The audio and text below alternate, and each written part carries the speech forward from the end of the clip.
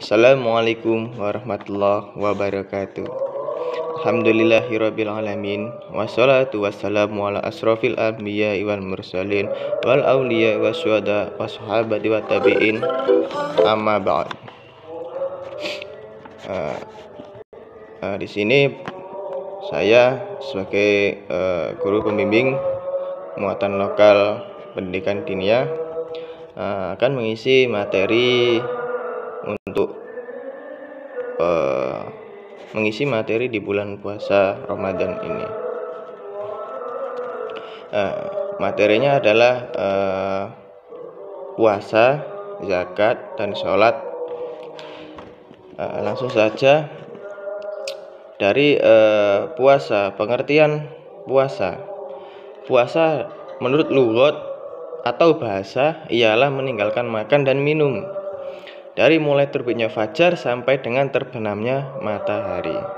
Sedangkan menurut istilah atau syarak, di samping meninggalkan makan dan minum, juga meninggalkan segala perbuatan maksiat kepada Allah Subhanahu wa taala. Di sini ada bacaan dari surat Al-Baqarah ayat 187 yang bunyinya Bismillahirrahmanirrahim wa kulu wa usrabu hatta yatabayyana lakumul khaydu al-abyadu minal khaytil aswadi minal fajr thumma atimmus siyama ilal lail, yang artinya, dan makan minumlah hingga terang bagimu benang putih dari benang hitam, yaitu fajar. Kemudian sempurnakanlah puasa itu sampai datang malam. Hukum puasa pada bulan Ramadan ini adalah hukumnya wajib, sesuai dengan firman Allah dengan surat Al-Baqarah ayat 183 yang bunyinya, Ya ayyuhalladzina amanu kutiba alaikumus siyamu kama kutiba alal ladzina minal qablikum la'allakum tattaqun, yang artinya, wahai orang-orang yang beriman, diwajibkan atas kamu berpuasa sebagaimana yang telah diwajibkan atas orang-orang sebelum kamu, agar kamu menjadi orang yang bertakwa. Dan syarat wajib puasa apa aja sih? Nah, di sini saya menjelaskan syarat wajib puasa adalah yang pertama berakal, dan yang kedua baligh atau yang disebut dengan sudah mencapai umur menurut ketentuan agama, dan yang ketiga adalah kuat berpuasa. Ya, itu. Dan syarat sahnya berpuasa yang pertama adalah Islam, pasti itu Islam, dan yang kedua mumayyiz, dapat membedakan yang benar dan yang salah, dan yang ketiga suci dari haid dan nifas. Yang keempat adalah masuk waktu yang diperbolehkan pada saat berpuasa. Rukunnya berpuasa apa saja? Yang pertama adalah niat. Nah, niat puasa itu apa sih bacaannya? Nah, saya bacakan dahulu. A'udzubillahi minasyaitonirrajim. Bismillahirrahmanirrahim. Nawaitu sauma ghadin an adai fardi syahri ramadhana hadihi sanati farda lillahi ta'ala.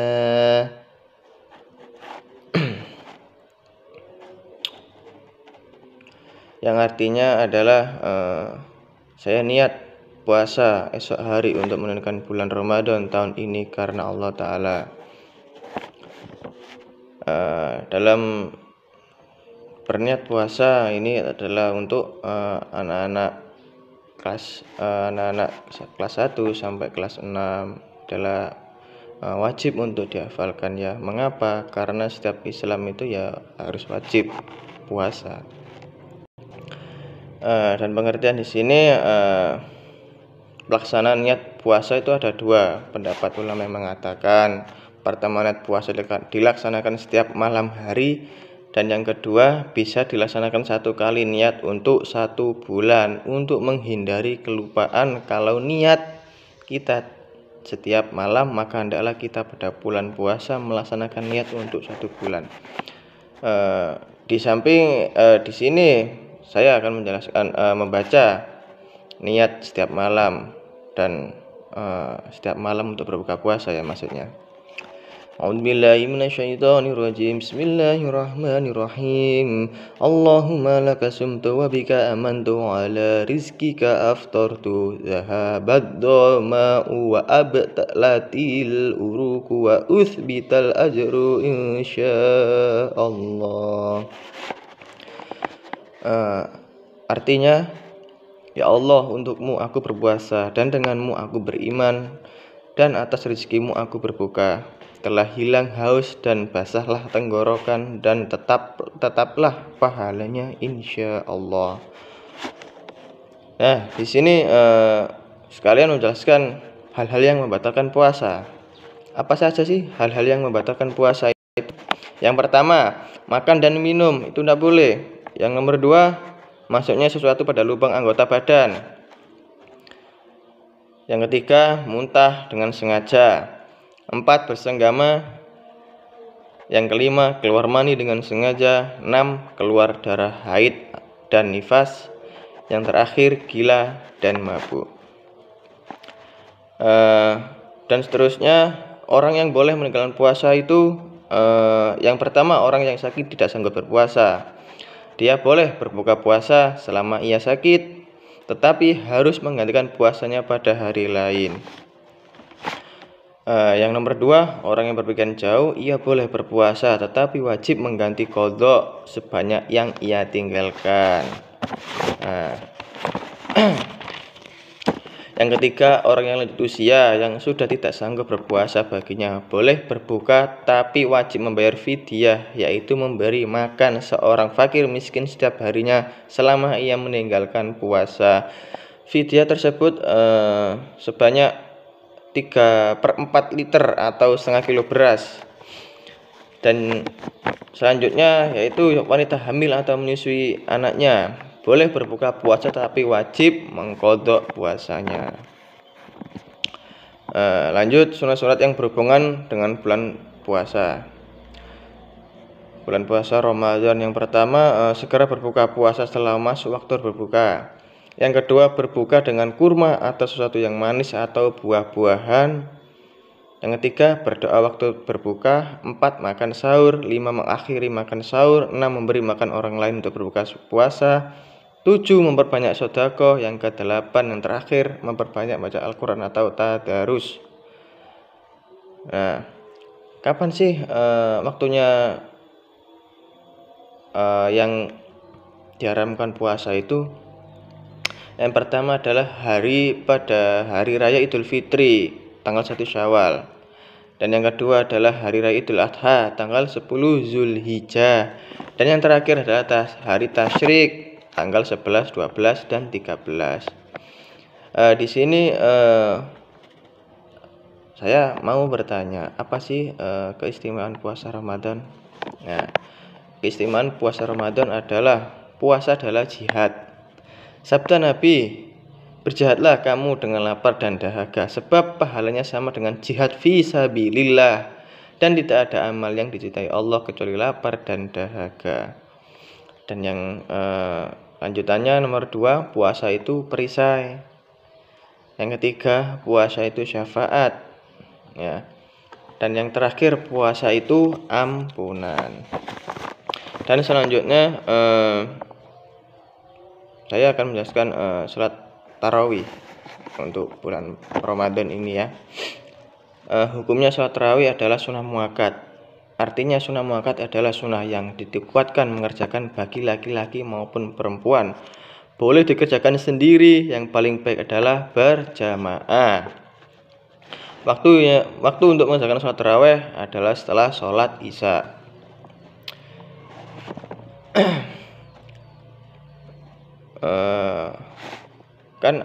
Sebelumnya sesudah sholat tarawih kan ada sholat witir ya. Nah, sholat witir itu apa sih? Sholat witir adalah sholat ganjil yang dilaksanakan pada malam hari setelah sholat isya. Jumlah rakaatnya paling sedikit adalah 1 rakaat, yang paling banyak 11 rakaat. Dan pada bulan Ramadan biasanya dilaksanakan setelah sholat tarawih sebanyak 3 rakaat. Adapun caranya mengerjakan ada yang 3 rakaat dengan satu malam, ada pula yang melaksanakan 3 rakaat dengan 2 kali salam. Ya, seperti itulah. Di sini Pak Farhan akan membacakan doa yang dibaca setelah sholat witir, yaitu A'udzubillahi minasyaitonirrajim. Bismillahirrahmanirrahim. Subhanal malikil qudusi subhanal malikil ma'bud subhanal malikil mawjud subuhun kudusun rabbuna wa rabbul malaikati warruh subhanallah walhamdulillah wa la ilaha illallah wallahu akbar wa la hawla wa la quwata illa billahil aliyil adim. Allahumma innaka afuwun karim tuhibbul afwa fa'fu anna. Allahumma inna nas'aluka ridhoka wal jannata wa na'udzu bika min saqatika wan nar. Selanjutnya hikmah dan keutamaan pada salat tarawih. Hikmah dan keutamaan salat tarawih itu sangat besar. Karena itu para siswa diharapkan jangan sampai terlewatkan dalam melaksanakan salat tarawih selama 1 bulan. Keutamaan yang pertama, ada yang berkata, yaitu sahabat Rasul Ali bin Abi Thalib, Nabi SAW pernah ditanya orang tentang keutamaan salat tarawih di malam Ramadan. Lalu beliau menjawab, seorang mukmin yang melakukan salat tarawih di bulan Ramadan keluar dari dosa-dosanya pada permulaan malam Ramadan itu, seperti pada hari ketika ia dilahirkan oleh ibunya.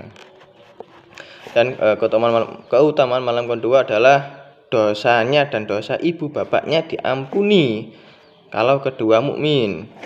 Yang ketiga, keutamaan malam ketiga adalah malaikat yang berada di bawah arsy berseru, bertingkatkanlah amal, Allah akan mengampuni dosa-dosamu. Yang keempat, keutamaan malam keempat, dan di malam keempat disediakan baginya pahala atau yang disebut dengan ganjaran. Yang kelima adalah keutamaan malam kelima, Allah Ta'ala memberi kepadanya pahala seperti pahala orang yang sholat di Masjidil Haram, Masjid Madinah, dan Masjidil Aqsa. Dan keenam, keutamaan malam keenam, Allah Ta'ala memberi kepada pahala seperti pahala orang tawaf di Baitul Ma'mur, dan setiap batu-batuan dan pasir memohonkan ampun buatnya orang tarawih. Yang nomor 7,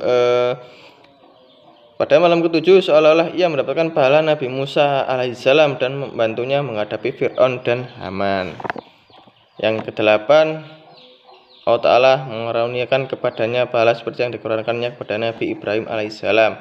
Dan yang kesembilan, seolah-olah ia telah beribadah kepada Allah Ta'ala seperti ibadatnya Nabi Muhammad SAW. Yang nomor 10, Allah Ta'ala karuniakan kepadanya kebajikan dunia dan di akhirat. Yang ke-11, ia keluar dari dunia seperti hari ketika dia dilahirkan oleh ibunya. Yang selanjutnya nomor 12, dia datang di hari kiamat kelak dengan muka bersinar laksana purnama. Yang ke-13, ia datang di hari kiamat kelak dalam keadaan aman dari segala keburukan. Yang selanjutnya nomor 14, pada malam ke-14 ini datang para malaikat-malaikat menjadi saksi baginya bahwa ia benar-benar telah melaksanakan sholat tarawih, maka karena itu ia tidak akan dihisab pada hari kiamat kelak. Yang ke-15, keutamaan malam ke-15 adalah para malaikat penyangga arsy dan kursi semuanya mendoakannya. Mendoakan siapa? Ya, yang melaksanakan sholat tarawih. Yang 16, keutamaan malam ke-16 adalah Allah mencatat baginya kelepasan dari neraka dan kebebasan memasuki surga Allah Ta'ala. Yang ke-17 adalah orang yang sholat bertarawih, ia akan diberi pahala para nabi. Yang ke-18 adalah salah satu malaikat menyuruhkan kepadanya, wahai hamba Allah, sesungguhnya Allah benar-benar telah meridhai kamu dan meridhai kedua orang tuamu. Yang ke-19 adalah Allah mengangkat derajat di dalam surga Firdaus. Yang selanjutnya nomor 20, ia diberi pahala para syuhada dan sholihin. Yang 21, Allah membangunkan baginya sebuah mahligai di dalam surga yang terbuat dari cahaya. Dan yang nomor 22, ia datang di hari kiamat kelak dalam keadaan aman dari rasa susah dan cemas. Yang nomor 23, Allah didirikan baginya sebuah kota di dalam surga. Yang 24, pada malam ke-24 ini diadakan baginya 24 doa mustajab bagi yang melaksanakan sholat tarawih dan puasa Ramadan ini. Yang 25, pada malam 25 ini Allah Ta'ala singkirkan siksa kubur darinya. Dan nomor 26, keutamaan malam ke-26 adalah Allah Ta'ala tingkatkan pahalanya seperti pahala selama 40 tahun. Keutamaan malam ke-27, ia pada hari kiamat kelak akan melintasi titian mustaqim bagaikan kilat yang memancar. Ya, keutamaan malam ke-28 adalah Allah meninggikan derajatnya di dalam surga setinggi 1000 derajat. Keutamaan malam ke-29 adalah Allah memberikan kepadanya pahala 1000 haji yang mabrur. Yang terakhir malam ke-30, sini Allah Ta'ala berfirman, wahai hamba-hambaku, makanlah dari buah-buahan surga, mandilah dari mata air salsabila, dan minumlah dari telaga Kautsar. Aku Tuhanmu dan engkau hambaku.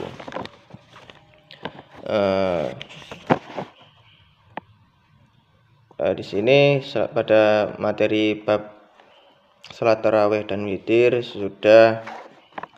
Yang selanjutnya adalah yang terakhir, zakat fitrah. Bapak menjelaskan dari pengertian dan hukum zakat fitrah adalah zakat fitrah adalah zakat untuk menyempurnakan ibadah puasa. Barangkali ibadah puasa kita ada yang belum sempurna, maka kita berupaya agar ibadah puasa kita menjadi sempurna dan diterima Allah Subhanahu wa Ta'ala.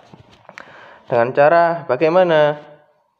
Dengan cara memberi makan fakir miskin atau yang biasa disebut zakat fitrah. Zakat fitrah hukumnya wajib bagi yang mampu atau punya kelebihan atas hartanya dan yang dia tanggung nafkahnya, laki-laki, perempuan, dewasa maupun bayi. Dan paparan akan membacakan doa bagi yang menerima zakat fitrah. A'udzubillahi minasyaitonirrajim. Bismillahirrahmanirrahim. Bismillahirrahmanirrahim. Ajarakallahu fima a'taita wa baraka fima abqaita wa ja'alahu laka tahuran. Yang artinya, semoga Allah memberikan pahala kepadamu terhadap apa yang telah engkau berikan, memberikan barokah terhadap apa yang telah engkau berikan, dan menjadikan sebagai pembersih dirimu. Dan di sini penyerahan zakat fitrah ada batas dan akhirnya. Batas awalnya penyerahan zakat fitrah menurut ulama setelah terbitnya matahari pada akhir bulan Ramadan. Dan ada juga hadis yang menerangkan zakat fitrah dapat diserahkan sejak awal Ramadan. Adapun batas akhir menyerahkan adalah sampai sholat Idul Fitri. Batasnya sampai sholat Idul Fitri. Yang berhak menerima zakat fitrah sama dengan yang berhak menerima zakat mal. Zakat mal itu zakat harta. Yang terakhir, bab terakhir Pak Farhan tambahkan dari saat Idul Fitri, waktu dan pelaksanaan sholat Idul Fitri dilaksanakan pada tanggal 1 Syawal, sehabis puasa, malam takbiran, besok pagi kita sholat bareng-bareng. Yang lebih utama dilaksanakan di tanah lapang. Kaum muslimin akan berbondong-bondong mendatangi tempat-tempat yang digunakan untuk sholat Idul Fitri dengan seluruh anggota keluarganya. Hal ini sebagai bentuk syiar Islam kepada masyarakat sekaligus wujud kegembiraan kaum muslimin setelah sebulan penuh menunaikan puasa, yang disebut hari kemenangan untuk umat agama Islam. Bapak jelaskan lagi untuk pembacaan niatnya sholat Idul Fitri dan cara melaksanakannya. Yang pertama, cara melaksanakan sholat Idul Fitri pertama ialah niat seperti biasa. Kemudian setelah takbiratul ihram membaca doa iftitah seperti biasanya. Diteruskan dengan takbir sebanyak 7 kali. Pada setiap takbir diselingi dengan membaca Subhanallah walhamdulillah wala ilaha illallah Allahu akbar. Lalu membaca Al-Fatihah dan membaca surat seperti biasanya. Dan pada rakaat kedua setelah berdiri lagi kemudian takbir 5 kali. Yang pertama tadi 7 kali dan yang kedua adalah 5 kali. Di antara takbir membaca seperti apa yang dibaca pada rakaat awal. Saya bacakan lagi, Pak Farhan bacakan lagi ya. Takbir pertama 7 kali, rakaat kedua 5 kali. Yang bacaannya seperti ini. Subhanallah walhamdulillah wala ilaha illallah Allahu akbar. Disitulah penjelasan dari puasa Ramadan, puasa, zakat, dan sholat tarawih, witir, dan sholat Idul Fitri. Mudah-mudahan apa yang saya terangkan ini semoga bermanfaat untuk anak-anak sekolah yang khususnya dari kecil ya, dari kelas 1 sampai kelas 6. Sekian dari Pak Farhan. Bila ada kekurangan mohon dimaklumi. Ihdinas syiratal mustaqim wallahu muwaffiq ila aqwamit thoriq. Assalamualaikum warahmatullahi wabarakatuh.